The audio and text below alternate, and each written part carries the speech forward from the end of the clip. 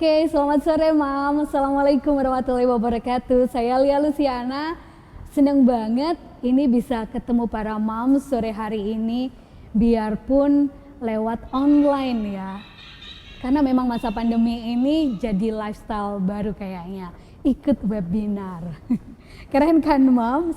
Biarpun nggak bisa tatap muka secara langsung, tapi lewat webinar kali ini, saya yakin tetap kita bisa berbagi pengetahuan, terus bisa menggali banyak informasi dan wawasan, terlebih soal kesehatan.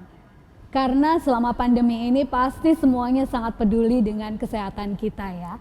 Nah, untuk kali ini webinar dengan tema apa saja stimulasi yang dibutuhkan anak untuk menghindari speed delay dipersembahkan Halodoc yang didukung juga oleh teman-teman Shi, dan juga kami ucapkan terima kasih buat komunitas Wajah Bunda Indonesia Regional Jawa Timur. Nah, buat para moms pasti nggak asing lagi ya sekarang ini dengan Halodoc. Selama pandemi itu saya sendiri pribadi dikit-dikit buka Halodoc ya, karena bisa dibilang kesibukan meningkat.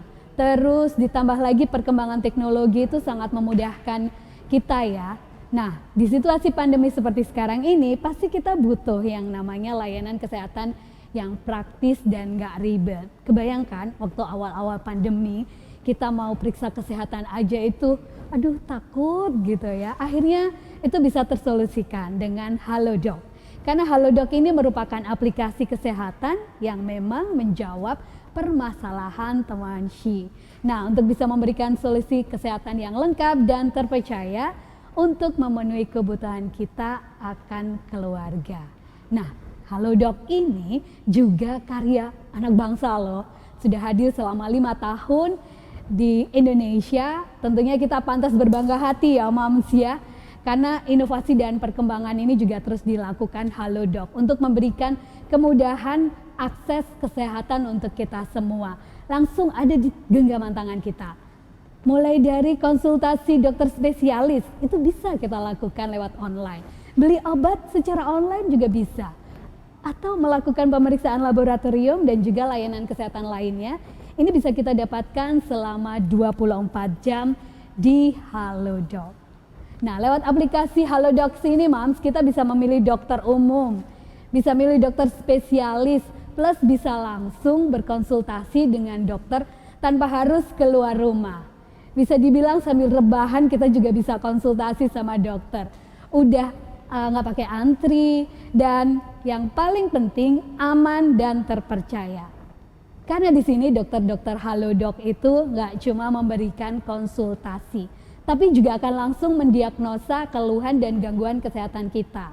Soalnya kadang kalau kita ada keluhan kesehatan, nggak tahu harus curhat kemana, cari-cari di online, takutnya malah kita mendiagnosa diri sendiri ya. Nah, kalau di Halodoc sudah ada dokter-dokter yang tentunya bisa memberikan solusi dan termasuk bisa merekomendasikan obat yang kita butuhkan. Lengkap dan mudah loh Moms. Nah, untuk sekarang ini layanan kesehatan dan juga beli obat di Halodoc sudah tersedia di 50 kota yang ada di Indonesia. Nggak cuma itu Moms, Halodoc itu juga berpartner dengan lebih dari 3.000 apotek. Jadi Moms semuanya nggak perlu khawatir kalau mau beli obat, mau beli multivitamin, buat anak-anak kita atau produk-produk sanitari, produk-produk kesehatan, cukup lewat Halodoc. Prosesnya cepat, terjangkau, dan yang paling penting nggak bikin ribet. Dari rumah pun kita bisa belanja produk-produk kesehatan, termasuk cari obat. Nah, ngomong-ngomong soal kesehatan nih ya, buat para moms pasti sekarang ini nomor 1 kesehatan anak ya. Tapi kalau yang namanya anak terus sakit gitu, ada gangguan, pasti nggak bisa tidur. Pasti moms milih, mending saya yang sakit lah daripada anak gitu ya. Apalagi sekarang ini yang namanya anak dalam usia bayi atau balita masuk dalam masa pertumbuhan. Kayaknya deg-degan gitu ya kalau ada masalah kesehatan. Baru panas aja kita udah nggak bisa tidur, nggak karuan deh rasanya. Nah, tentu semua moms pengen anak bisa tumbuh normal dan tetap sehat dong. Nah, di sini kadang kita juga suka lupa masalah kesehatan itu waktu fase tumbuh kembang anak gak cuma ada sakit, flu, panas, kadang juga ada gangguan tumbuh kembang. Seringkali nggak terdeteksi dan jadi masalah untuk perkembangan anak. Misalnya muncul masalah autisme, Down syndrome, cerebral palsy, dan juga gangguan perawakan. Atau terlambat jalan, bahkan terlambat bicara. Nah, untuk sore ini kita akan bakal kupas tuntas mengenai permasalahan terlambat bicara, speed delay pada anak. Mulai dari apa itu speed delay, apa penyebabnya, gejalanya, dan sampai stimulasi apa yang bisa dibutuhkan untuk menghindari speed delay. Kita akan diskusikan bareng-bareng ya Moms di sini bersama Dr. Sukma Wibowo, spesialis anak, Magister Kesehatan dari Halodoc. Dan juga ada Mbak Ama dari komunitas Wajah Bunda Indonesia. Mau menyapa Dr. Sukma, ada Mbak Alma juga. Kita matching loh ya, merah-merah semuanya. Halo Dr. Sukma. Sehat dok? Mbak Rahma juga gimana? Sehat. Alhamdulillah. Di rumah aja ini Mbak Sukma ya? Mbak Rahma, mohon maaf. Di rumah. Kalau Dr. Sukma kayaknya akan tetap sibuk gitu ya sebagai seorang dokter ini. Dok, di sana kondisinya seperti apa ini dok?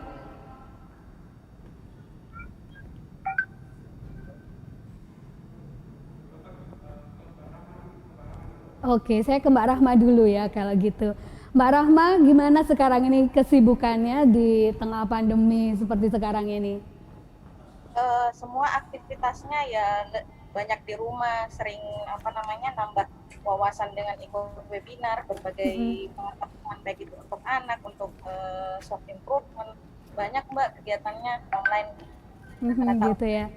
Jadi bisa dibilang gaya hidup baru ya, ikut webinar gitu itu. Iya, betul Mbak. Termasuk untuk kali ini ya, webinar kita akan membahas mengenai speed delay gitu. Tapi ngomong-ngomong kita juga pengen tahu nih buat para moms yang juga ikut sebelum kita diskusi bersama Dr. Sukma dan juga Mbak Ama. Ini saya mau ngingetin moms ya yang semua bergabung dan ikut menyimak sampai selesai diskusi kita bareng Dr. Sukma dan juga Mbak Ama. Nah, Mbak Ama sudah siap nanti akan berbagi cerita. Nah, semua moms yang ikut ngobrol untuk sore ini dan ikut interaktif bertanya langsung nanti akan mendapatkan GoPay masing-masing 100.000. Caranya gampang ya, moms nanti bisa tulis pertanyaan di kolom chat webinar atau tulis di WhatsApp group. Sudah masuk di WhatsApp group kan? Nanti akan kami pilih 3 penanya terbaik gitu ya untuk didiskusikan pertanyaannya di webinar. Tapi jangan khawatir, pertanyaan lain nanti juga akan langsung dijawab Dr. Sukma lewat WhatsApp group setelah webinar gitu. Dan nanti kami juga akan siapin 2 pertanyaan seputar topik kita kali ini. Saya mau menyapa Dr. Sukma. Halo Dr. Sukma. Halo Mbak, selamat sore. Selamat sore. Saya bisa monitor nih suaranya Dr. Sukma nih. Siap dok, nanti kita akan bahas lebih banyak mengenai speed delay ya ini. Karena bisa dibilang kalau yang namanya anak dok, teman-temannya itu sudah sudah rame gitu ngomongnya, udah banyak ngoceh-ngoceh gitu ya. Terus kalau ada masalah dengan anak kita gitu dok ya, yang pasti namanya orang tua itu akan bingung, belum lagi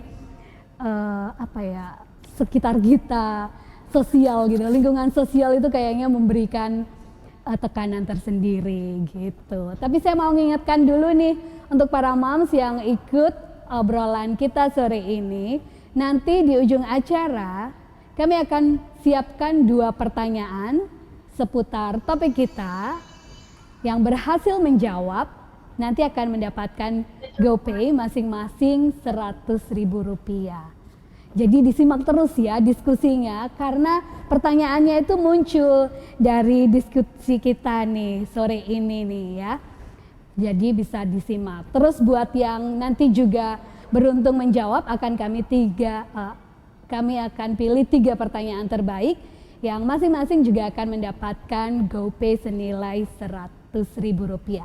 Saya ke Dokter Sukma. Dokter. Oke. Iya, Dokter, selamat kan sore, Mbak.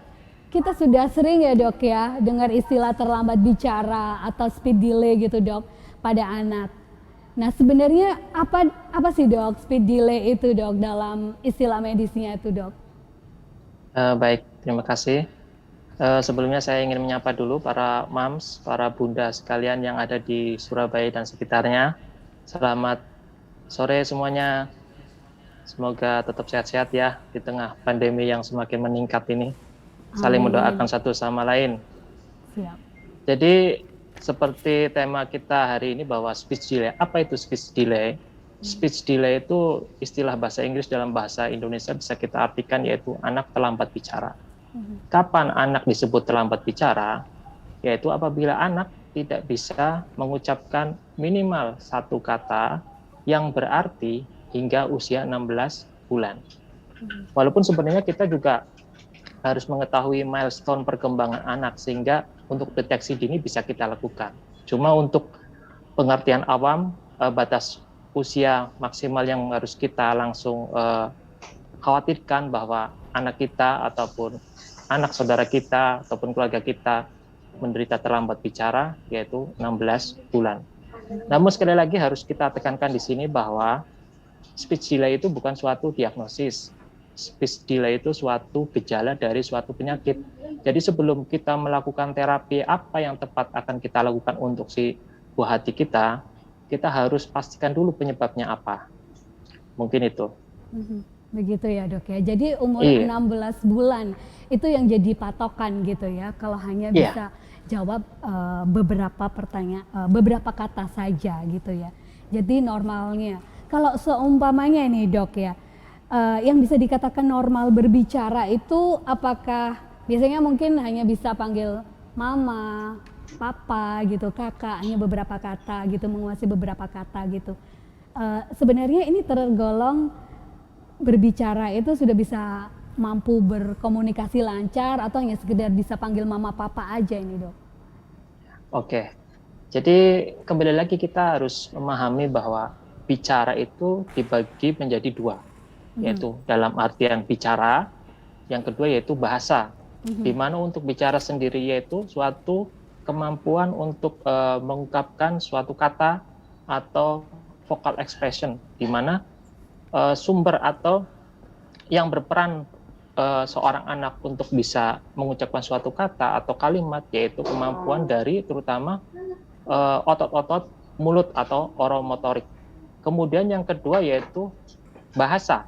Bahasa itu merupakan suatu simbol ataupun suatu persepsi di mana pusat untuk seseorang bisa memahami suatu bahasa itu di area otak, yaitu area Wernicke. Jadi dalam hal ini nanti kita memahami kemampuan bicara seorang anak itu kita harus melihat dari 2 kemampuannya, yaitu ekspresifnya, yaitu seorang anak bisa mengucapkan suatu kata sesuai perkembangan usia, kemudian reseptifnya atau bahasanya. Jadi anak memahami apa yang kita maksud. Sebagai contoh, anak bisa mengucapkan mama, tapi mama yang dimaksud yaitu mamanya, bukan setiap orang perempuan yang melintas ke dekat dia dipanggil mama. Jadi dia reseptifnya itu harus bagus juga.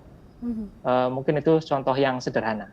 Jadi kalau misalnya seorang anak bisa bilang mama, papa sesuai usianya, tapi kita juga harus mendeteksi atau mengetahui apakah reseptif atau fungsi dari bahasa anak itu juga bagus. Jadi kalau misalnya cuma bisa bilang mama sama semua orang yang melintas, berarti dia secara ekspresifnya bagus, cuma secara reseptifnya juga tidak bagus. Jadi yang dikatakan normal apabila kemampuan bahasa anak itu baik itu ekspresif maupun reseptifnya itu normal sesuai dengan perkembangan usia atau milestone dari perkembangan anak tersebut. Dengan 2 indikasi itu tadi ya dok ya? Iya betul. bisa mengucapkan kata dan tahu arti kata itu sendiri gitu ya. Iya. Bukan setiap orang, setiap wanita itu terus nanti dipanggil mama gitu. Berarti dia Iya. nggak tahu konsep mama Betul. itu seperti apa. Iya. Oke. Nah, kalau begitu ini Dok, soal penyebab adanya gangguan tumbuh kembang anak kan juga beragam ya Dok ya. Tadi dokter juga sedikit menjelaskan gitu. Kayak kurang nutrisi, faktor keturunan, gangguan hormon, dan faktor-faktor yang lainnya. Dokter Sukma tadi kan juga menjelaskan secara detail mengenai speed delay. Secara spesifik penyebabnya ini Dok. Penyebab munculnya speed delay pada anak ini Dok. Biar para moms yang lagi menunggu buah hatinya ini juga lebih aware dari sekarang gitu Dok. Apa yang jadi penyebab munculnya masalah speed delay ini? Ya. Jadi penyebab speech delay itu kembali lagi kita harus pahami kemampuan bahasa itu terdiri dari tadi ekspresi dan perseptif. Di mana pada ekspresi itu kemampuan motorik, oral motorik dari seorang anak itu yang sangat berperan. Biasanya itu berhubungan dengan pengenalan atau kemampuan anak itu untuk makan. Misalnya dia harusnya umur 1 tahun dia sudah bisa mengunyah, tapi pada anak itu tidak bisa mengunyah. Kemudian juga ada kelainan di reseptifnya, yaitu paling tersering yaitu ada kelainan di penyakit atau yang mendasarinya yaitu kelainan di sistem saraf pusatnya, entah itu infeksi dan lain sebagainya, juga kelainan metabolik dan lain sebagainya. Kemudian penyebab yang lain yang tersering yaitu adanya gangguan pendengaran, di mana gangguan pendengaran itu juga akan mempengaruhi reseptif atau pengertian dari seorang anak untuk memahami makna dari kata tersebut. Kemudian penyebab yang paling sering yang menjadi penyebab anak itu terlambat bicara dengan kondisi era digital sekarang yaitu karena kurang stimulasi. Karena kurang stimulasi, hal ini disebabkan mungkin karena kesibukan orang tua ataupun karena pemberian gadget atau gawai yang terlalu dini, itu juga ternyata terbukti sangat berperan terhadap perkembangan anak yang akhirnya anak itu menjadi kemampuan bicaranya yang sedikit terlambat. Kemudian penyebab-penyebab lain juga ada penyakit seperti kongenital, seperti keturunan, yaitu adanya sindrom Down yang berpengaruh pada kecerdasan dan lain sebagainya, itu juga akan secara langsung akan mempengaruhi perkembangan bicara pada anak tersebut. Banyak ya Dok ya ternyata penyebabnya, iya. termasuk tadi perlu aware, anak nggak bisa mengunyah, itu satu di antara ciri-cirinya. Terus mungkin orang tua yang nggak pernah jarang ngajak komunikasi gitu ya, bisa jadi salah orang tua juga kalau gitu Dok. Wah ini kalau gitu harus lebih hati-hati ya Dok ya. Betul. Nah jadi harus ngajak ngomong, nggak cuma dikasih gadget-gadget aja ini moms ya. Iya betul, jadi di panduan IDAI atau Perkumpulan Dokter Anak Indonesia sendiri bahwa penggunaan gadget itu memang dilarang saat usia 0 sampai 18 bulan atau 2 tahun. Jadi pada usia tersebut, di mana sesuai dengan 1000 hari pertama kehidupan seorang anak, yaitu perkembangan otak dan perkembangan otak yang sangat pesat, dibutuhkan stimulus atau stimulasi dari orang tua, di mana stimulus yang kita berikan itu harus berupa interaktif yang secara aktif, yaitu makanya hal itu tidak dibutuhkan untuk pemberian gawai atau gadget, walaupun tujuannya untuk menstimulus, tapi hal itu merupakan stimulus atau interaktif yang bersifat pasif, bukan suatu yang bersifat aktif. Makanya itu penggunaan gadget itu memang sangat terbatas dan tidak boleh diberikan sebelum umur 2 tahun, sesuai dengan ketentuan dari Persatuan Dokter Anak Indonesia. Jadi perhatian untuk kita semua ini ya Mams ya, kalau gitu jangan sampai anak diasuh sama gadget ya. Betul. Gitu. Iya. Tapi kan kita juga tahu ini ya, kalau anak mengalami speed delay, anak seusianya udah rame ngomongnya gitu, waktu main sama teman-temannya kok anak kita cuma diem aja, itu kadang ngenes Dok, yang namanya orang tua jadi bahan omongan para tetangga gitu. Itu mungkin efek sosialnya gitu ya Dok ya. Tapi ada nggak sih Dok resiko gitu atau gangguan lain yang bisa terjadi karena adanya speed delay pada anak kita ini Dok? Ya tentu kita harus ingat juga bahwa perkembangan dari tiap anak itu berbeda. Jadi kalau kita tidak boleh membanding-bandingkan anak kita atau satu anak dengan saudaranya yang lain.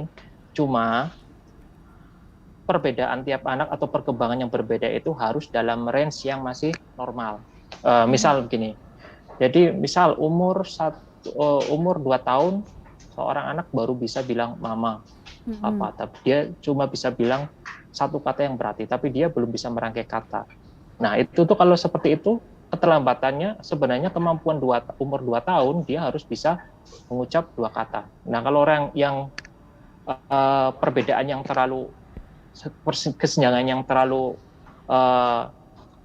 jauh seperti itu yang tidak bagus. Jadi kalau ada range tadi yang saya jelaskan bahwa batasnya kalau misalnya masih belum bisa ngomong 1-2 kata, batasnya sampai umur 16 bulan. Jadi kalau misalnya 1 tahun tapi belum bisa, cuma dia mulai bisa mengucapkan ma, cuma masih belum lancar. Nah itu bisa kita berikan stimulus yang sejak dini, jadi untuk mengejar ketertinggalannya.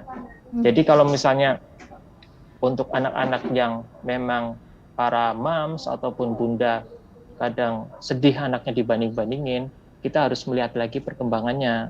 Jadi kalau misalnya anak masih umur 1 tahun, sementara ada anak yang masih umur 1 tahun tapi masih masih babbling, tapi dia sudah bisa mengerti kalau anaknya sudah bisa menunjuk yang dia inginkan, cuma dia pengucapannya masih belum jelas. Kemudian ada anak temennya yang udah umur 1 tahun, dia bisa mengucap katanya mama, minum misalnya, gitu. Itu sebenarnya masih dalam batas normal. Jadi para moms tidak perlu risau, tapi juga tetap harus aware apabila ternyata sampai batas umur tertentu yang sesuai dengan milestone atau screening itu ternyata kok belum bisa. Nah itu tuh harus segera diperiksakan atau dikonsultasikan ke dokter untuk terapi atau stimulus yang tepat yang diberikan pada anak tersebut. Gitu. Memang harus jadi perhatian penting ya ini untuk orang tua, nggak bisa disepelekan ya dok ya. Iya soalnya betul, juga... karena ternyata dari beberapa penelitian itu juga kalau misalnya anak dengan keterlambatan bicara, terutama kalau misalnya tidak segera diintervensi hingga sampai usia prasekolah, itu akan pada saat anak masuk usia sekolah, dia akan mengganggu kemampuan untuk membaca dan menulis. Selanjutnya, otomatis hal itu juga akan berpengaruh pada prestasi akademiknya. Dan akhirnya juga secara usia sekolah tersebut, anaknya tidak bisa mengikuti pelajaran, kemudian akan pengaruh kepada kecerdasannya, dan pada beberapa kasus, hal ini akan bisa menetap sampai usia dewasa. Selain itu juga anak-anak usia sekolah pada saat masuk ke usia sekolah, pada usia prasekolah sebelumnya dia terlambat bicara, tentu dia akan menjadi korban ejekan ya, bullying oleh para teman-temannya. Hal itu juga menjadi depresi, susah bersosialisasi dengan lingkungannya, dan secara tidak langsung hal itu akan mengganggu perkembangan mentalnya. Efeknya ternyata begitu jauh ya dok ya, bahkan sampai jangka panjang untuk speed delay gitu. Akhirnya kayak agak-agak parno gini nih dok kalau begitu. Tapi tenang aja, jangan parno ini untuk para moms. Karena dokter Sukma ini juga akan mungkin bisa dijelaskan dok, bagaimana mendeteksi biar kita ini nggak sampai telat gitu ya, yang namanya moms itu mendeteksi munculnya gangguan atau masalah speed delay pada anak ini. Karena udah mikirin efeknya sampai jangka panjang gitu kayaknya bikin kita jadi deg-degan dok. Gimana ini cara mendeteksinya dok? Iya betul ya. Jadi sekali lagi untuk para bunda, para moms, kalau misalnya anaknya ada keterlambatan bicara, jangan putus asa, jangan merasa malah rendah diri dan lain sebagainya. Karena sekali lagi perkembangan tiap anak itu berbeda, tapi harus dalam range atau batas waktu yang normal. Bagaimana kita mendeteksi anak kita itu range atau perkembangannya normal? Kita bisa menggunakan screening. Screening apa yang paling mudah bisa kita gunakan, yaitu di buku KIA. Di buku KIA, setiap ibu habis melahirkan itu ada buku KIA. Di situ kita bisa melihat cara stimulasi, kemudian cara screening, dan kita bisa melihat kemampuan anak usia 0 sampai 3 bulan, kemudian 3 bulan sampai 6 bulan kemampuan bahasanya seperti apa. Nah, pada saat kalau misalnya normal, kita bisa memberikan checklist. Apabila ada gangguan, nah pada saat itulah kita harus aware atau waspada, dan kita bisa konsultasikan kepada dokter atau tenaga medis yang berkompeten. Tapi kita juga harus, saya kasih petunjuk, jadi milestone atau perkembangan normal dari suatu anak harus kita kenali.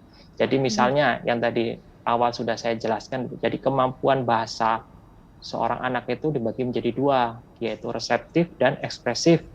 Di mana reseptif itu berhubungan dengan anak itu memahami atau paham terhadap suatu kalimat atau kata yang dia dengar. Kemudian ekspresif itu seorang anak bisa mengeluarkan suatu kata atau vocal expression yang dipengaruhi oleh otot-otot dari mulut atau oral motoriknya. Jadi misalnya anak umur 0 sampai 3 bulan itu dia kemampuan reseptifnya anak sudah mulai bisa memberi respon dengan terhadap suara, kemudian bahasa ekspresifnya anak itu dia menangis, ya, menangis. Kemudian mulai umur 4 bulan biasanya anak sudah mulai mengeluarkan bahasa ekspresif namanya cooing. Cooing itu berarti dia mengucapkan kata-kata atau huruf-huruf vokal seperti ku, a gitu. Jadi cuma bisa o dan a biasanya. Kemudian pada saat umur 6 bulan anak sudah mulai babbling. Babbling itu membentuk huruf vokal konsonan depannya, misalnya ba da da seperti itu. Jadi tidak cooing lagi, tapi sudah mulai ada tambahan huruf konsonan di depannya. Kemudian untuk bahasa reseptifnya pada umur 6 bulan itu kita juga amati anak itu biasanya sudah respon apabila dipanggil, respon terhadap panggilan. Misalnya anaknya, halo Aji, dia biasanya kadang menoleh. Dia sudah dari umur 0 sampai 3 bulan itu stimulusasi dari ibunya, dia akan mengenali suara ibunya. Kemudian kalau dipanggil dia sudah bisa menoleh terhadap ke arah suara. Kemudian pada saat umur 1 tahun dia sudah mulai bisa mengucapkan satu kata yang bermakna, yaitu mama, papa. Kemudian juga bahasa reseptifnya anak sudah bisa memahami bahasa verbal. Kemudian pada saat umur 18 bulan anak bisa reseptifnya, dia bisa menunjuk anggota tubuhnya. Kemudian juga pada saat umur 2 tahun dia sudah mengucapkan 2 kata yang bermakna dan dirangkai menjadi suatu kalimat yang sederhana, ma, mama, num, misalnya seperti itu. Itu merupakan milestone sederhana yang harus kita amati pada perkembangan anak kita.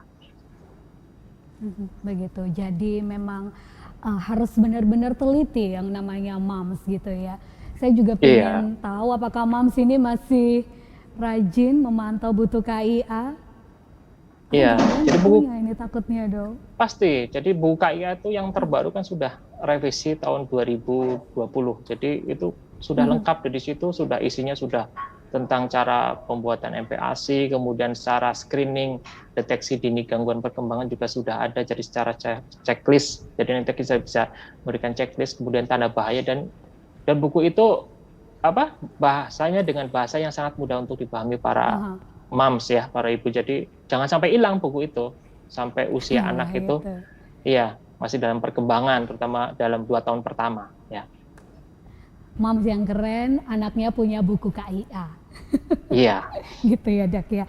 Nah, Dokter Sukma itu sudah menjelaskan banyak kan soal penyebab, resiko, cara deteksi, speed delay pada anak.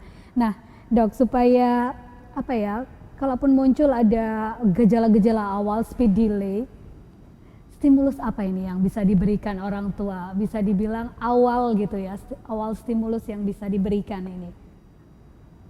Jadi sebenarnya stimulus ya, kalau misalnya kita harus kembali lagi bahwa stimulus apa yang harus kita berikan pada anak untuk mengatasi ataupun untuk mencegah. Jadi stimulus itu memang stimulus, kita kembali lagi ke stimulus itu berarti apa itu? Itu stimulus yaitu suatu interaksi 2 arah. Interaksi 2 arah antara ibu dan bayi tersebut tanpa perantara gadget ataupun perantara yang lainnya. Ya, jadi interaktifnya itu harus aktif. Bisa kita lakukan sedari bayi itu lahir. Jadi misalnya pada saat sekitar umur 0 sampai 3 bulan, misalnya ibunya sering mengajak bayi untuk bermain, saat mandikan juga bisa ibunya sambil bernyanyi atau untuk mengenalkan suara-suara. Kemudian juga saat bayi tidur bisa kita nyanyikan lagu seperti Nina Bobo dan lain sebagainya sambil lihat responnya, apakah dia responnya tertarik kepada suara ataupun apakah tersenyum atau tidak. Kita bisa melihat apakah nanti bayi itu ada gangguan atau tidak. Kalau misalnya ternyata nanti ada gangguan, misalnya umur 3 bulan ibunya sering memandikan sambil bernyanyi tapi kok anaknya tidak pernah tersenyum, flat, ada dikasih kita bunyi kricik-kricik di samping telinga tapi tidak menoleh, ya bayinya cuma bisa menangis kalau misalnya misalnya saat harus ganti popok dan sebagainya, atau bayinya minta minum, minta netek dan sebagainya. Cuma terhadap respon suara kok bayinya flat, berarti kita harus curiga ada gangguan bahasa secara reseptif. Pada saat itu tentu harus kita konsultasikan kepada ahlinya. Soalnya pada kondisi-kondisi tersebut, terutama ada gangguan perseptif, kita harus kembali lagi kemungkinan ada gangguan misalnya telinga, ya. Jadi nanti pada saat itu kita harus periksa bayinya itu apakah ada kotoran di telinganya, dan jika perlu kita bisa lakukan screening pendengaran dengan pemeriksaan OAE BERA. Jadi pemeriksaan untuk melihat ada kotoran, selain itu juga melihat apakah ada gangguan dari sistem saraf pendengarannya sehingga bayinya perlu alat bantu dengar atau tidak. Soalnya kalau deteksi dini bisa kita lakukan, maka outcome yang akan kita hasilkan juga tentu lebih baik. Selain itu juga nanti perlu screening yang lain, ya pemeriksaan mungkin ada gangguan metabolik, mungkin bayinya ada kelainan hormon misalnya hipotiroid, itu juga bisa menyebabkan anaknya responnya jadi secara reseptif juga kurang, kemungkinan mungkin juga ada kelainan yang lain di sistem saraf pusatnya dan lain sebagainya. Sebenarnya mudah ya dok ya untuk mendeteksi gitu. Pasti yang namanya ibu itu kadang melakukan kayak ciluba gitu. Iya. Anaknya ngerespon tertawa itu kan berarti berarti nggak ada Bagus, permasalahan gitu ya. Iya. Nah tapi dok kalau memang udah terlanjur gitu ya kayak ada masalah speed delay, apa yang harus dilakukan ini dok untuk mengatasinya? Tentu harus kita jangan ditunda ya, jangan ditunda Bunda. Jadi yang tadi sempat saya singgung juga bahwa deteksi dini apabila memang ada kelainan, kita harus cari penyebabnya. Speech delay itu merupakan bukan suatu diagnosis. Speech delay itu merupakan suatu gejala dari adanya suatu kelainan. Nah, untuk lebih mudahnya tentu ibu harus konsultasi kepada dokter spesialis anak ya. Dalam ini untuk praktisnya mungkin Bunda bisa konsultasi untuk di saat pandemi sekarang ini kita tidak bisa langsung ke rumah sakit.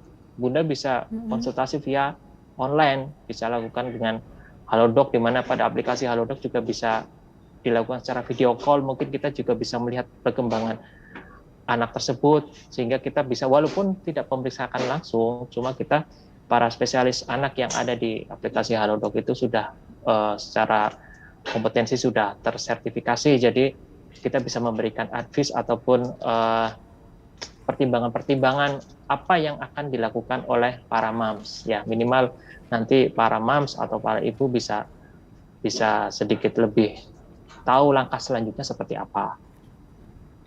Wah berarti bener nih dok, lewat Halodoc memang mudah, cepat, praktis, di mana aja bisa konsultasi ya sama dokter spesialis. Iya. Ahli-ahli sesuai dengan bidangnya. Bahkan mungkin sambil rebahan kita bisa konsultasi ya dok ya. Iya. Kan bisa langsung digenggaman gitu ya. Iya, asal jangan sampai Di tertidur. Halodoc betul. Nah, Dokter Sukma, di Halodoc ini kan juga banyak banget nih dok, dokter-dokter yang bisa membantu kita gitu. Ya. Bisa bagi tips nggak dok? Gimana sih cara memilih dokter yang sesuai dengan kebutuhan kita ini dok? Kadang kan kita nggak tahu kalau ada keluhan itu kita harus ke dokter apa gitu. Mungkin bisa dibagi tipsnya untuk memilih dokter sesuai dengan kebutuhan kita ini. Ya, sebenarnya untuk Halodoc sendiri tadi kan sudah berdiri secara selama 5 tahun ya. Jadi di situ juga dokter-dokter yang sudah tergabung dengan aplikasi Halodoc itu sudah banyak, sudah ratusan bahkan ribuan, dengan user atau pelanggan juga sudah banyak. Jadi tentu di situ pilihan dokternya itu banyak dan variatif.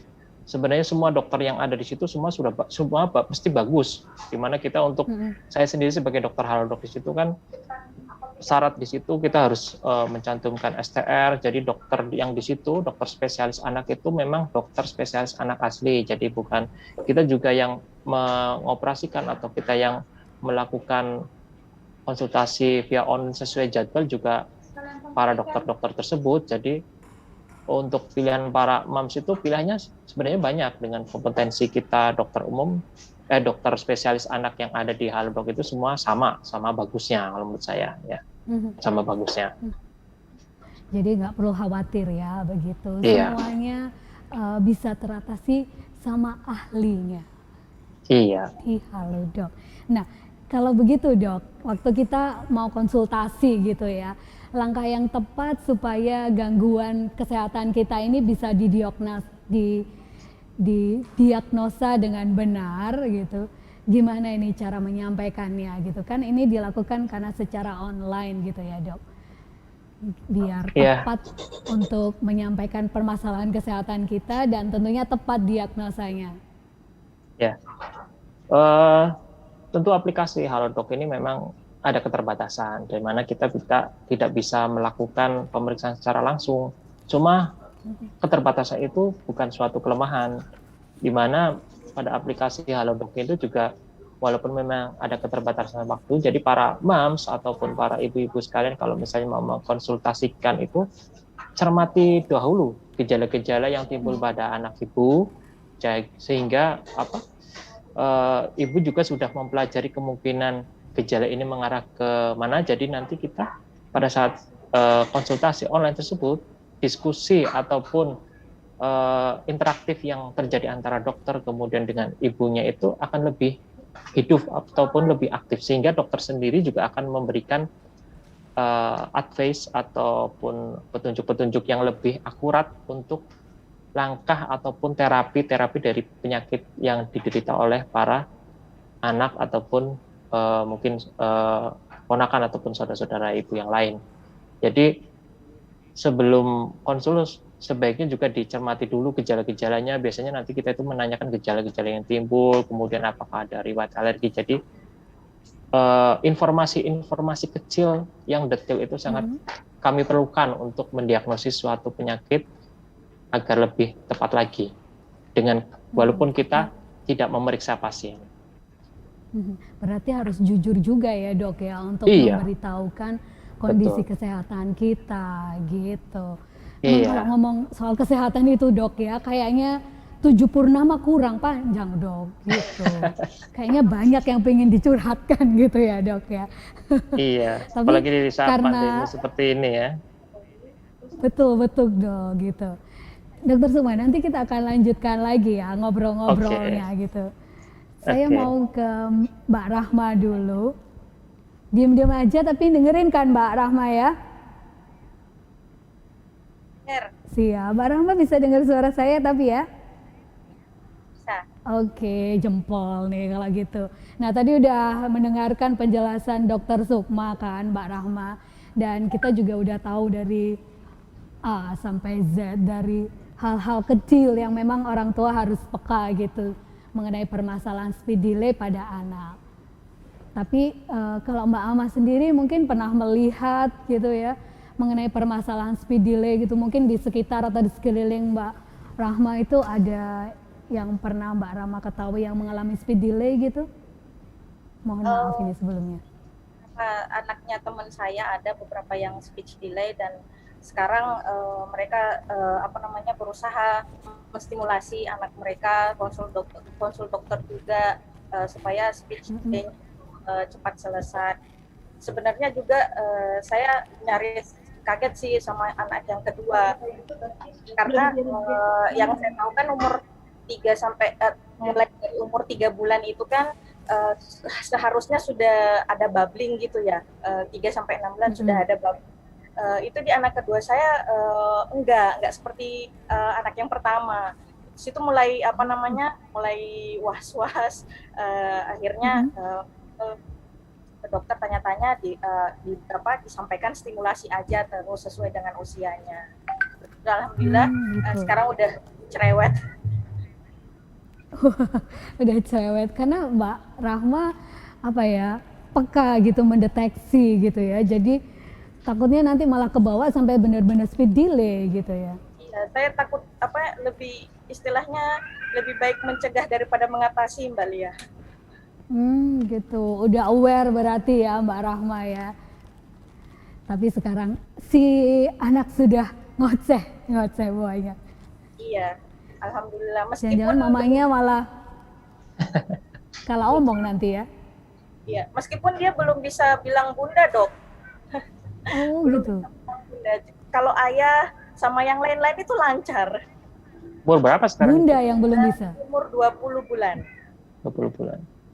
Kata yang lain bulan, lancar ya. kasih, tetapi untuk nyebut bunda itu tidak bisa, bukan tidak bisa sih, tidak mau sebenarnya mungkin. Ya sebenarnya dari beberapa penelitian itu juga bahasa universal untuk panggilan ke orang tua itu paling gampang dan mudah diucapkan itu mama, papa. Dan ingat juga kalau misalnya ibu pengen dipanggil bunda, ayahnya pengen dipanggil ayah, biasakan pula ibu memanggil ayah itu sehari-hari mengucapkan itu. Jadi misalnya ayah juga, bunda, ayah mau dibikinkan ini, gitu. Ayah, bunda nanti ikut ayah ya, gitu. Jadi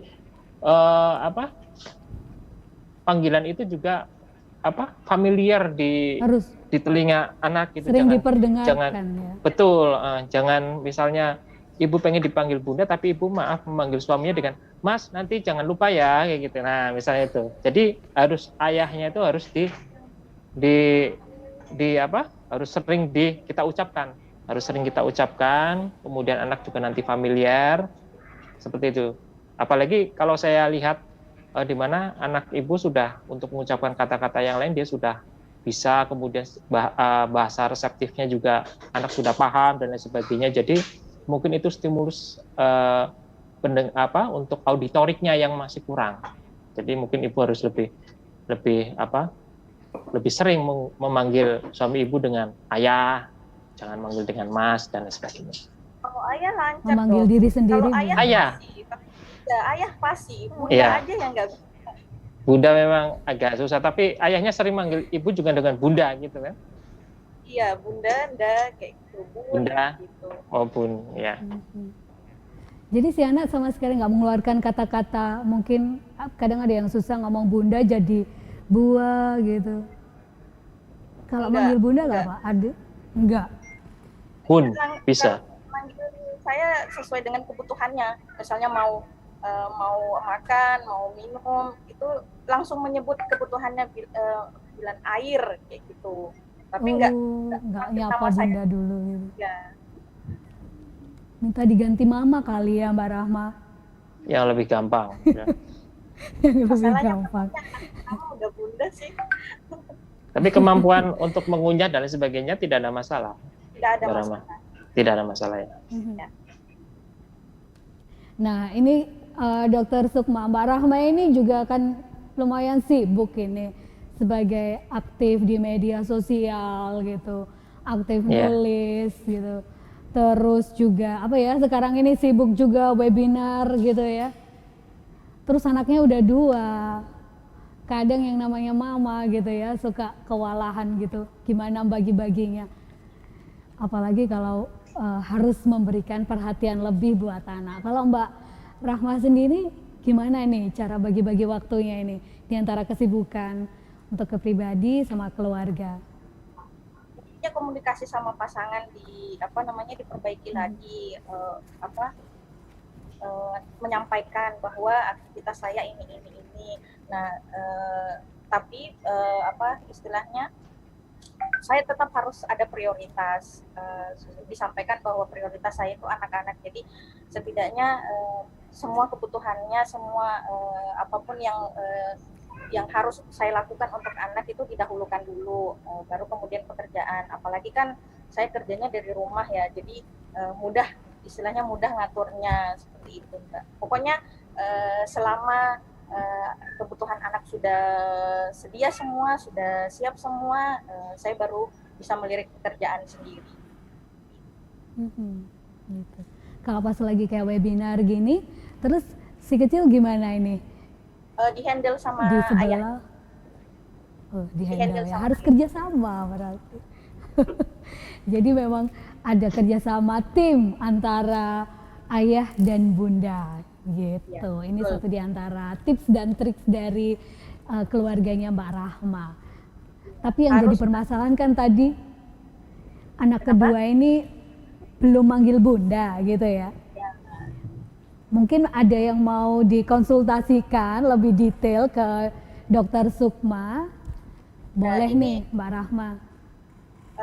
Iya nih dok, mau nanya, kalau misalnya kayak gitu sebenarnya tuh langkah yang harus saya lakukan itu seperti apa, dan apa namanya, itu kira-kira akan berlangsung berapa lama stimulasinya, soalnya kan usianya sudah 20 bulan kan ya, 20 bulan, bentar lagi udah 2 tahun terus nggak bisa bilang bunda, ya saya terus terang ya sebagai ibunya ya kepikiran, meskipun apa namanya terlihat nggak apa-apa, tapi tetap aja kepikiran kok nggak bisa bilang bunda tapi ayah lancar sekali gitu. Ya, kekhawatiran dari Mbak Rahma itu betul. Jadi sebagai seorang ibu memang kita itu harus khawatir. Terlepas itu nanti ternyata itu masih dalam batas normal atau ternyata itu suatu kelainan. Jadi kalau orang tua yang baik itu memang ada suatu hal yang sedikit pun dia itu harus khawatir untuk perkembangan anaknya. Kalau melihat dari perkembangan anak ibu, dia secara bahasa reseptif dia sudah bisa menunjuk anggota tubuhnya, sudah paham gitu ya. Berarti dia untuk mengucap istilah bunda memang kalau dari literatur dan lain sebagainya memang pengucapan bunda dibanding mama itu lebih mudah. Mengucap mama, papa, ayah itu juga masih mudah dibanding bunda. Tapi sekali lagi nanti kalau misalnya ibu pengen anak ibu memanggil ibu dengan bunda, sekali lagi stimulus ataupun rangsangan aktifnya itu harus sering dilakukan. Dalam hal ini tadi ayahnya ataupun mungkin orang-orang sekitar juga kalau memanggil ibu dengan bunda, jadi secara auditorik dia akan lebih familiar untuk memasukkan kata-kata bunda bahwa oh manggil ibu itu harus bunda. Jadi reseptifnya juga nanti memanggil khusus untuk ibu itu bunda. Kalau orang lain tidak bunda. Selain itu juga kita harus membantu tadi yang saya bilang bahwa kemampuan bahasa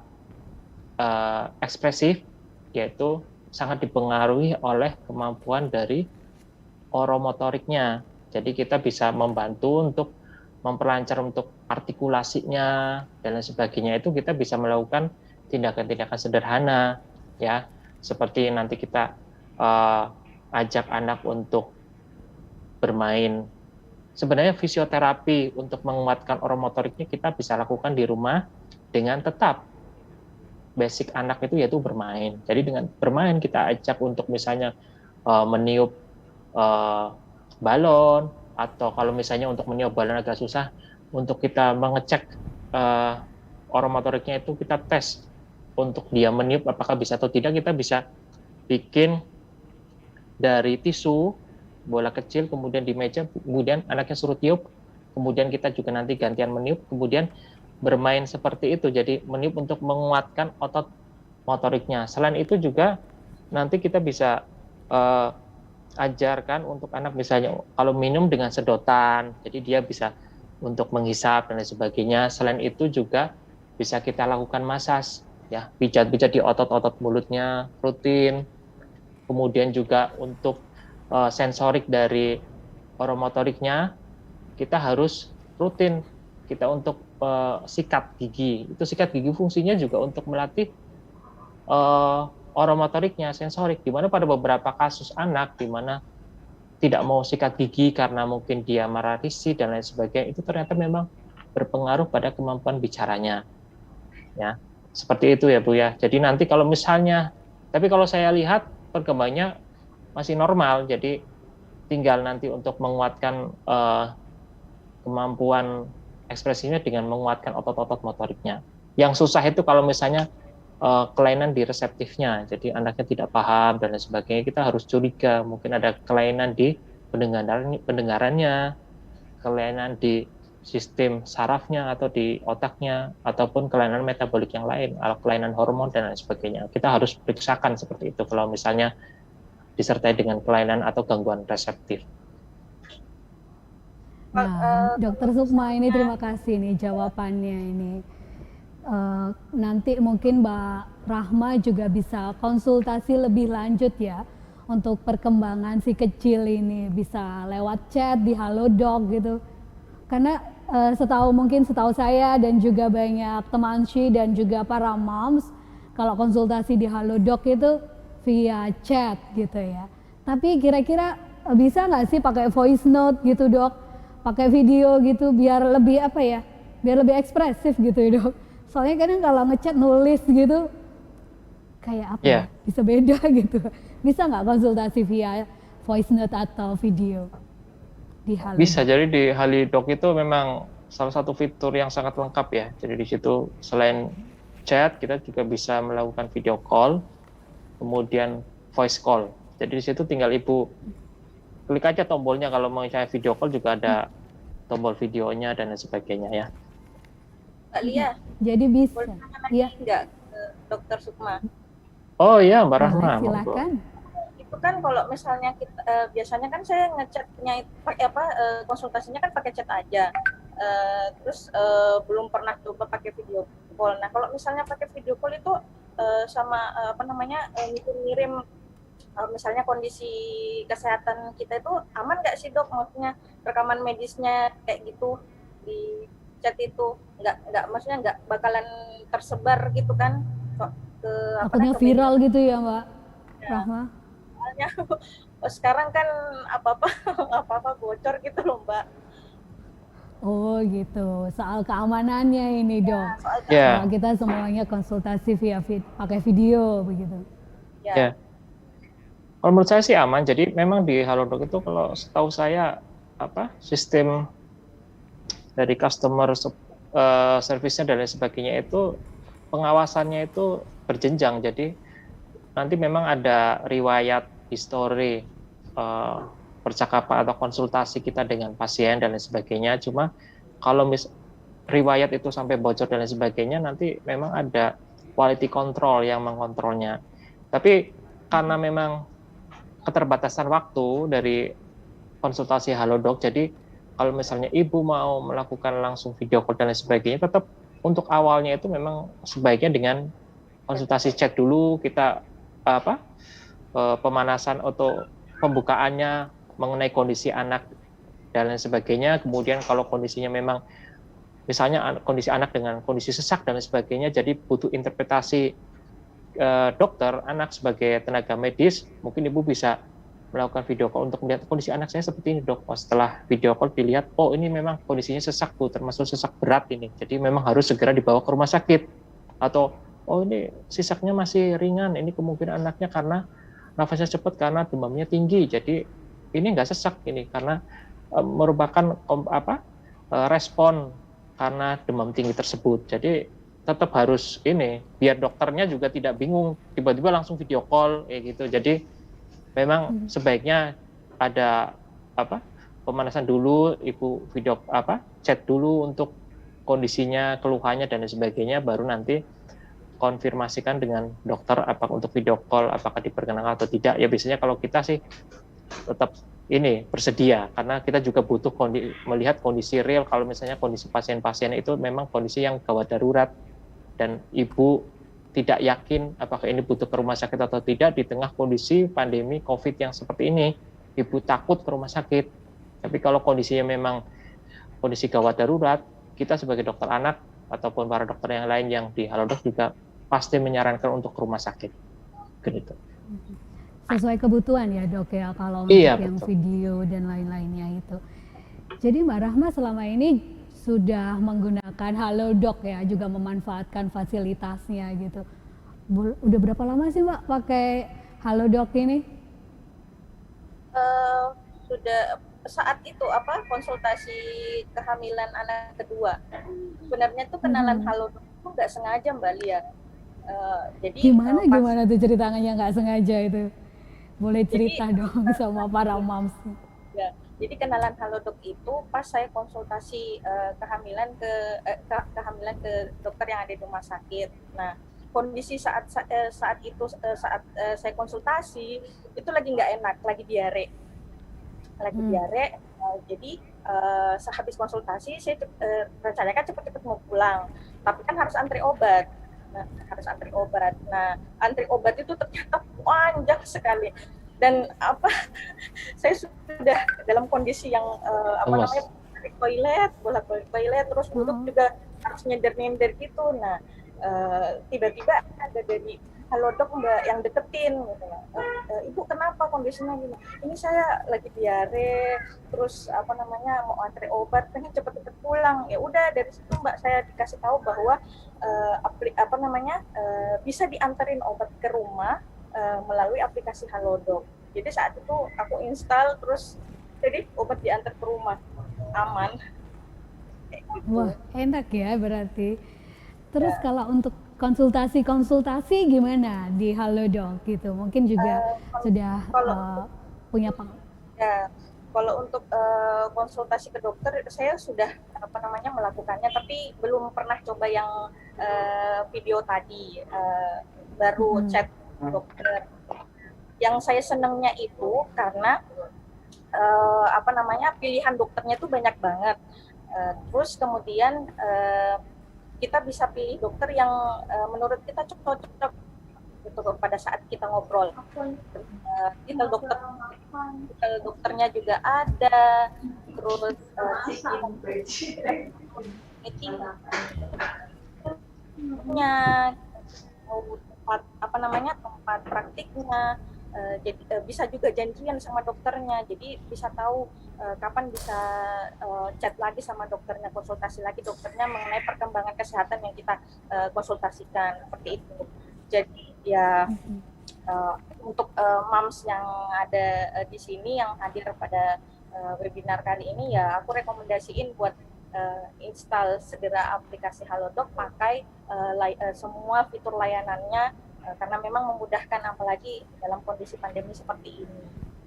Itu Mbak Lia. Gitu. Jadi rekomendasi banget ya dari pengalaman Mbak Rahma gitu, mulai dari beli obat gitu.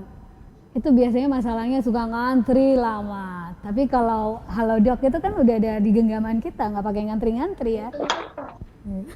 Apalagi kalau pas lagi sakit terus harus ngantri obat. Ya, ini juga Mbak Lia, biasanya kan orang malas install aplikasi karena ribet kan ya.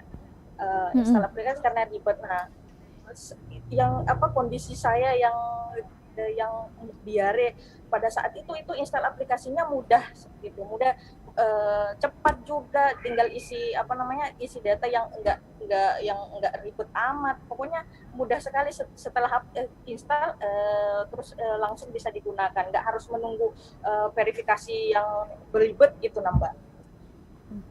Gitu, nggak ada kata ribet, aku nanti gaptek gini gitu. Nah, ini semuanya mudah dengan aplikasi Halodoc ya, Mbak Rahma ya. Bahkan yang mengaku gaptek aja install aplikasi Halodoc pasti bisa. Gitu. Coba aja. Anti ribet-ribet gitu aja. Ya. Soalnya kalau moms itu ya, biasanya yang pasti dicari itu yang praktis. Betul sekali. Dan itu semuanya tersolusikan dengan Halodoc gitu. Ya. Dari pengalaman Mbak Rahma, mulai dari konsultasi dokter, terus beli obat juga, karena ada toko kesehatannya juga di sini.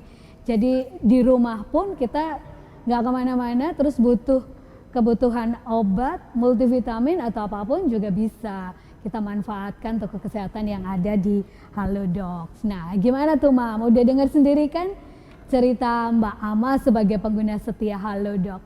Soalnya zaman gini ya, semua itu udah bisa diakses dengan kemudahan dan cepat lewat handphone kita. Ada di genggaman gitu ya. Termasuk untuk layanan kesehatan yang disediakan Halodoc. Dan kenapa? Karena Halodoc ini menjadi aplikasi kesehatan yang terintegrasi berbasis online yang menyediakan solusi kesehatan lengkap dan tentunya handal untuk memudahkan kita mendapatkan akses kesehatan. Dan aplikasi Halodoc ini dilengkapi dengan fitur utama. Tadi Dokter Sukma sudah menjelaskan ada chat dengan dokter atau chat with doctor yang memungkinkan pasien untuk chat, video call ataupun voice call dengan dokter berpengalaman dan juga terpercaya kapanpun, dimanapun dari HP Anda masing-masing.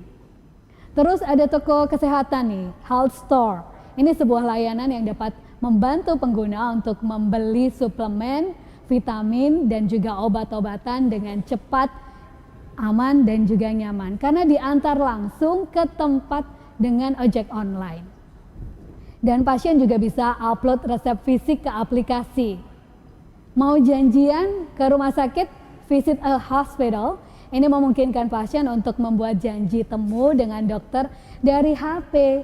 Jadi sampai rumah sakit nggak perlu lagi ngurus administrasi dan juga langsung konsultasi dengan dokter tanpa antri lama. Enak kan? Jadi semuanya udah langsung ada di genggaman kita nih.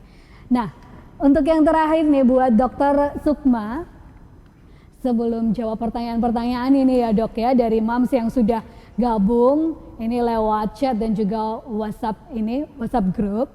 Kalau tadi kan juga sempat ditanyakan lagi nih, biar kita lebih secure gitu ya. Aman nggak sih dok chat atau pembicaraan kita waktu konsultasi dengan dokter di Halodoc?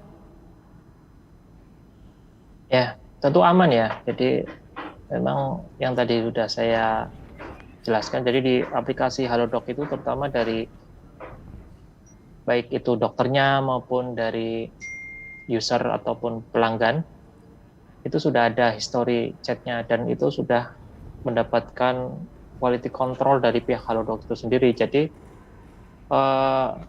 baik data ataupun rahasia dan itu pasien itu memang sudah kita jaga sesuai dengan kode etik kedokteran. Jadi tenang aja, semuanya aman ya dok ya. Ya. Anti ada viral-viral gitu ya kalau kita curhat di Halodoc ya. Tidak. Gitu. Jadi mam nggak usah deg-degan atau gimana gitu ya. Memang yang namanya riwayat kesehatan itu yang pasti rahasia gitu. Udah ngobrol banyak sama Dokter Sukma, sama Mbak Ama gitu. Dan yang pasti tadi di awal-awal saya kan udah ini nih ngasih informasi buat teman Sy dan juga para moms dari Wajah Bunda yang bertanya. Ini tim Halodoc dan Sy Radio memilih 3 pertanyaan terbaik. Nanti akan dijawab sama Dokter Sukma ya. Dan sekarang ini saya kasih kesempatan untuk Mam Vira ya. Mam Vira ini Dokter Sukma tanya, ada nggak sih dok vitamin atau bahan nutrisi tambahan yang bisa kita berikan kepada anak supaya speed delay itu nggak terjadi dok? Ya, jadi vitamin ataupun suplemen itu tidak ada ya. Jadi yang utama itu ya stimulus ataupun interaksi aktif antara orang tua dan anak itu ya. Selain itu juga nutrisi-nutrisi yang lain. Jadi ASI asuh, jadi untuk ASI eksklusif, kemudian pemberian MPASI yang tepat sesuai usia, di mana tadi sempat saya singgung juga, jadi kemampuan pengucapan bahasa ekspresif itu berhubungan dengan kemampuan seorang anak untuk mengunyah, untuk makan, dan sebagainya. Jadi pemberian MPASI yang tepat sesuai usia dengan tekstur ataupun porsi sesuai usia juga itu sangat penting. Dan jangan lupa, hal itu semua ada di buku KIA. Ya. Nah, itu. Mam Vira kira-kira udah punya buku KIA belum? Deretan vitaminnya mungkin sudah ada. Kalau buku KIA-nya belum, bisa dipenuhi dulu ya. Nggak ada kata terlambat ya dok ya? Tidak. Untuk punya buku KIA gitu. Tapi kalau masih belum punya baby, terus semangat pengen cari buku KIA gimana tuh dok? Bisa pasti ibu-ibu yang melahirkan itu sudah dapat buku KIA pasti. Jadi dari Sudah pemerintah dapat, itu sudah dapat. Jadi mulai ibu-ibu hamil itu sudah bekali buku KIA untuk kontrol secara rutin hingga saat nanti melahirkan. Ya. Secara Harus cuma-cuma rajin itu begitu ya. ngecek. Ya. Gitu. Nah, Mam Vera, itu tadi penjelasan dari Dokter Sukma. Dan sekarang ini ada pertanyaan kedua, dokter, dari Mam Windy. Ini tanya, dokter, terkadang Mam Windy itu pernah menemui anak dengan autism. Susah diajak komunikasi nih, dok. Terus gimana membedakan gangguan yang terjadi, apakah autism dan speech delay ini, apakah ada bedanya, dok? Ya. Jadi autis ataupun sekarang istilahnya yaitu autism spectrum disorder dengan speech delay itu ada hubungannya. Jadi secara bahasa yang mudah dipahami bahwa speech delay itu salah satu gejala dari autis. Cuma tidak semua anak yang speech delay itu autis. Ya, paham ya. Jadi soalnya nanti ini berhubungan dengan terapi yang akan kita berikan. Jadi memang pada kondisi-kondisi speech delay kita harus waspadai itu suatu gejala autis apabila disertai dengan gejala-gejala yang lain. Misalnya anaknya itu dia tidak atau kesulitan untuk berinteraksi, komunikasi dengan orang lain, kemudian ada kecenderungan untuk sering mengulang-ulang repetitif, ekolalia, yaitu gerakan-gerakan yang diulang itu terus, seperti misalnya yang khasnya itu anaknya suka memutar roda. Selain hal itu juga kita harus curiga itu suatu autism. Tapi sekali lagi bahwa speech delay atau anaknya terlambat bicara itu tidak mesti autis. Cuma autis itu memang salah satu gejalanya terlambat bicara. Ada speech delay. Iya, soalnya untuk terapinya juga nanti berbeda.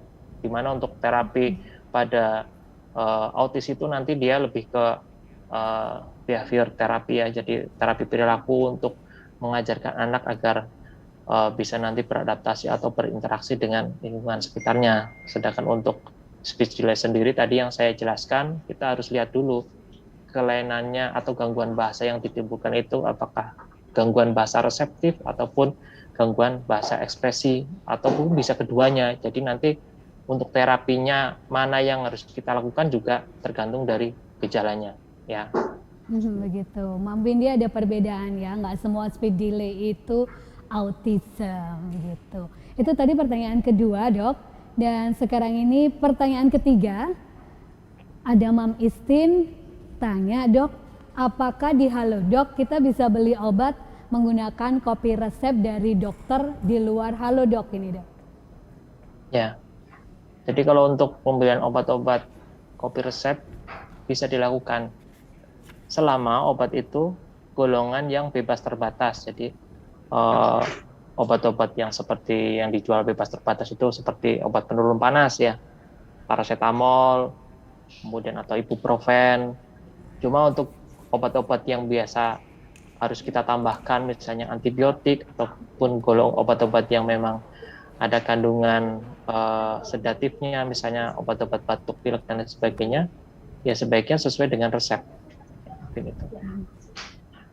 Begitu. Semoga bisa membantu ya, Mam Istin ya. Ini tadi sudah 3 pertanyaan. Berarti tadi Mam Vera, Mam Windy, Mam Istin berhak mendapatkan voucher GoPay senilai 100.000. Senang banget nih, biar semangat ya untuk para moms dan teman Shi. Nah, silakan 3 moms tadi, Mam Vera, Mam Windy dan Mam Istin menghubungi teman Shi Radio lewat telepon atau WhatsApp ya untuk proses penerimaan hadiahnya. Terus buat moms lain, tenang aja, yang pertanyaannya belum sempat dijawab, nanti Dokter Sukma akan memberikan jawaban untuk pertanyaan-pertanyaan. Tapi silakan pertanyaannya ditulis di WhatsApp grup ya. Nah, di WhatsApp grup nanti jam 7 malam Dokter Sukma akan gabung di WhatsApp grup kita dan akan membantu menjawab untuk semua pertanyaan-pertanyaan teman Shi dan para moms gitu ya.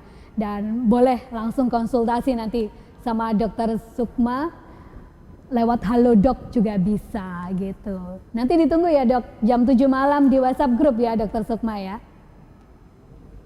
Nah berikutnya saya akan kasih 2 pertanyaan buat para moms mengenai diskusi kita sore ini ya. Yang sudah menyimak pasti nanti tahu jawabannya ya. Dan rulesnya, pertanyaan dari saya, nanti moms bisa jawab lewat kolom chat di webinar ini ya.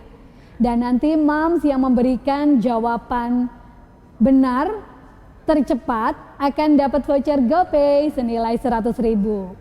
Siap-siap mam, kipatnya mam buat jawab pertanyaan ya. Pertanyaan pertama, sebutkan 2 macam saja stimulus yang bisa kita berikan untuk menghindari speed delay pada anak kita.